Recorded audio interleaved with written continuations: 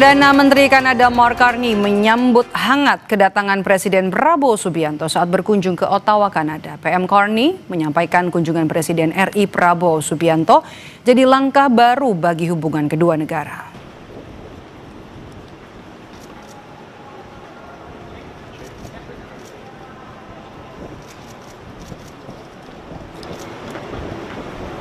Dalam pertemuan kedua kepala negara fokus untuk membahas isu geopolitik terkini dan penguatan kerjasama ekonomi antara Indonesia dan Kanada. Salah satu yang menjadi agenda penting dalam pertemuan ini adalah penandatanganan Indonesia-Kanada Comprehensive Economic Partnership Agreement atau ICA-CEPA. Melalui ICA-CEPA, kedua negara berharap dapat memperluas akses pasar produk unggulan dan juga meningkatkan investasi asing. Canadien des Affaires et pour l'Indonésie, Monsieur Anin, Conseil canadien des Affaires. Sebelumnya, saudara, pidato Presiden Prabowo Subianto di hadapan Majelis Sidang Umum PBB jadi perhatian sejumlah pemimpin negara setelah 10 tahun Indonesia tidak pernah tampil langsung di Sidang Umum PBB. Presiden Prabowo mengklaim Indonesia telah menyiapkan 20.000 lebih putra-putri terbaik untuk mendukung perdamaian dunia, termasuk di Gaza, Palestina. Madam Annalena Baerbock, the sea level, Indonesia is prepared to deploy 20,000 or even more of our sons and daughters to help secure peace in Gaza or elsewhere. In Ukraine, in Sudan, in Libya, everywhere when the peace needs to be enforced, peace needs to be guarded, we are ready. We will take our share of the burden, not only with our sons and daughters, we are also willing to contribute financially to support the great mission to achieve peace by the United Nations. 4 dari 5 anggota tetap Dewan Keamanan PBB yang memiliki hak veto memberikan pengakuan terhadap Palestina. Keempat negara anggota Dewan Keamanan PBB yang mengakui Palestina yakni Tiongkok, Rusia, Inggris, dan juga Perancis. Sementara Amerika Serikat tetap menolak pengakuan terhadap Palestina. Dewan Keamanan PBB adalah badan utama PBB yang bertanggung jawab menjaga perdamaian dan keamanan internasional. Anggota terdiri dari 15 negara, 5 diantaranya merupakan anggota tetap yang punya hak veto. Hingga saat ini lebih dari 150 negara telah mengakui Palestina.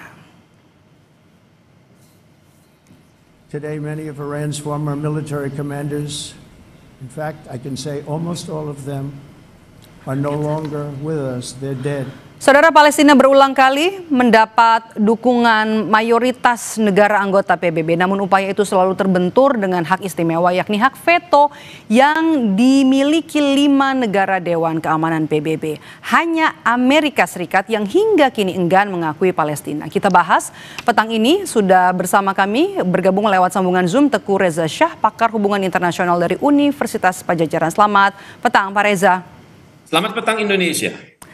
Pak Reza, cuma satu Amerika Serikat dari 5 negara yang punya hak veto yang belum mengakui Palestina. Amerika Serikat sejauh ini atau sejauh mana hak veto ini bisa melemahkan legitimasi PBB untuk bisa mengakui Palestina?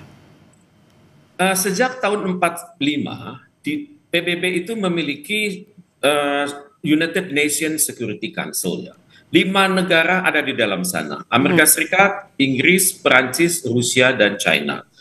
Intinya adalah kalau satu negara saja dari sana yang menggunakan veto, berarti apapun hasil terbaik dari rancangan resolusi yang dibuat di Dewan Keamanan itu tidak akan berjalan sampai nanti resolusi tersebut direvisi atau dibuat lebih fleksibel sehingga dirasa oleh Amerika Serikat ini menguntungkan dia dan juga menguntungkan Israel. Jadi dalam hal ini tetap suasana tidak berubah. Walaupun Perancis dan Inggris sudah mengakui Palestina, tapi kita belum tahu bagaimana perilaku mereka kelak di dalam Dewan Keamanan PBB. Karena pengakuan dari Inggris dan Perancis ini sifatnya dibuat oleh kalangan eksekutif, tidak mungkin belum dikonsultasikan dengan kalangan legislatif mereka, dan ini hanya dibuat dalam pandangan saya temporer karena tekanan sangat besar dari masyarakat.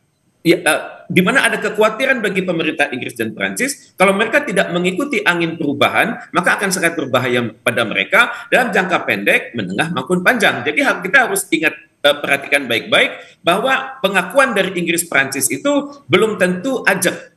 Ada kemungkinan masih berubah. Tapi pada saat yang sama, kita juga harus hendaknya mengambil manfaat bahwa ini adalah kekuatan psikologis bagi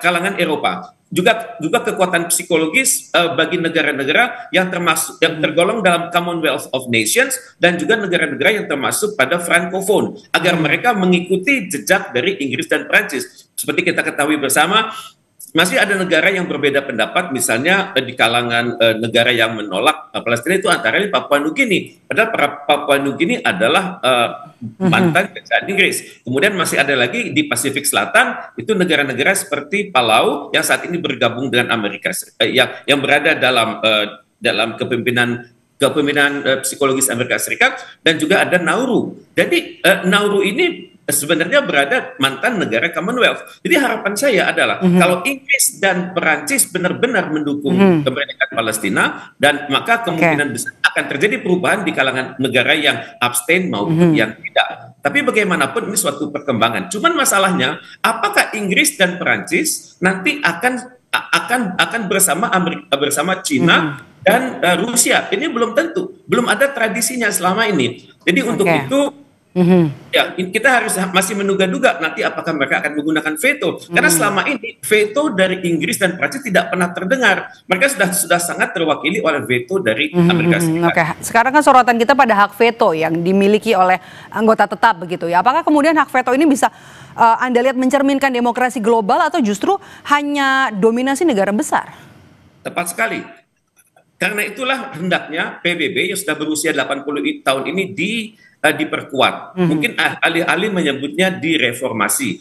Dan untuk itu ini adalah pengalaman atau latihan intelektual yang harus segera dilakukan di majelis umum. Karena kita melihat sama-sama 5 hak veto ini yang digunakan secara serampangan oleh Amerika Serikat senantiasa menolak pemikiran-pemikiran terbaik di dalam yang diajukan ke dalam Dewan Keamanan PBB itu sendiri. Jadi seringkali veto itu dipermainkan, dianggap dipermainkan kalau misalnya menghadapi negara-negara Timur Tengah, misalnya melakukan pemboman di Syria, melakukan pemboman atau koalisi NATO di kawasan Timur Tengah. Kalau ini yang terjadi, maka Amerika Serikat akan memudahkan resolusi tersebut, dan Cina dan Rusia biasanya tidak dapat berbuat apa-apa. Jadi untuk itu perlu sekali direformasi Dewan Keamanan PBB ini. Oke, Pak Reza, veto Amerika Serikat jadi penghalang pengakuan Palestina, apa yang kemudian bisa dilakukan oleh negara-negara di dunia?